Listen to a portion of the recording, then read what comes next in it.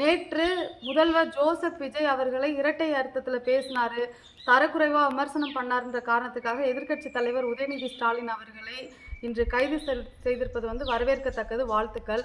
நான் என்ன இவர்களிடம் காவல்துறை நண்பர்களிடம் கேட்குறேன்னா, இதே விஷயம் நம்ம தமிழ்நாட்டில் எத்தனையோ முறை நடந்திருக்கிறது. நம்மளுடைய பாரத பிரதமர் நரேந்திர மோடிஜி அவர்களை பற்றி தரக்குறைவாக ஃபேஸ்புக்கில் பேசுறது, பொதுவெளியில் பேசுறது, இது மாதிரி நிறைய விஷயங்கள் நடந்திருக்கு. உள்துறை அமைச்சர் அமித்ஷா அவர்களை பற்றியும் தரக்குறைவாக விமர்சனம் செய்கிறார்கள்.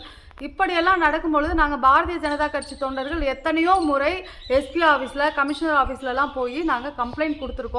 அதற்கு இதுவரை எந்த நடவடிக்கையும் எவர் மீதும் பாய்ந்ததே கிடையாது. இந்த பிஎன்எஸ் 356 பாரதிய நியாய சகிதா சட்டம் என்பது எல்லோருக்கும் பொதுவானது தானே. எப்படி முதல்வர் ஜோசப் விஜய் அவர்களை பொதுவெளியில் தவறாக சித்தரிப்பது, இரட்டை அர்த்தத்தில் பேசுறது தப்போ, அதே மாதிரி ஒரு பாரத பிரதமரை, பிரைம் மினிஸ்டரை பொதுவெளியில் பேசுவதும் குற்றம் தானே, உள்துறை அமைச்சரை பேசுறதும் குற்றம் தானே. இப்படி இருக்கும் பட்சத்தில் காவல்துறை நண்பர்கள் ஒரு சார்பாக ஒரு தமிழக அரசாங்கத்துக்கு மட்டும் எப்பொழுதுமே சப்போர்ட்டாக நடக்கிறது நியாயம் கிடையாது.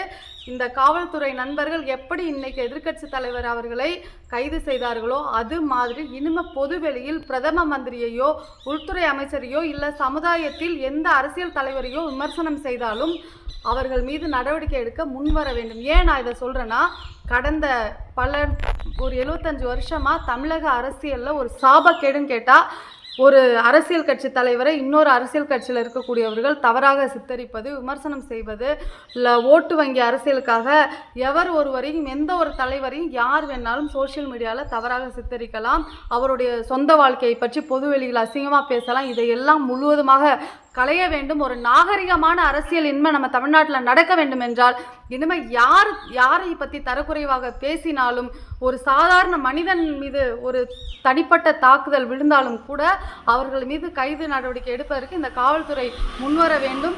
நம்மளுடைய சட்டப்பிரிவு பிஎன்எஸ் 296, 353, 356 இதன் கீழெல்லாம் நடவடிக்கை எடுக்க வேண்டும் என்று அன்போடு கேட்டுக்கொள்கிறேன். இது நான் ஒட்டுமொத்த பொதுமக்கள் சார்பாக நான் உங்களுக்கு வைக்கிற வேண்டுகோள். நன்றி, வணக்கம்.